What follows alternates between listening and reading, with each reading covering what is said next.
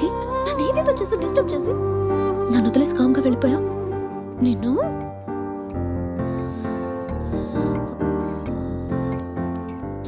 ఈరోజు క్యాంప్కి వచ్చే ఐడియానే లేదు తెలుసా. నీకోసమే నిన్ను వెతుక్కుంటూ ఈ ఊరికి వచ్చాను రా.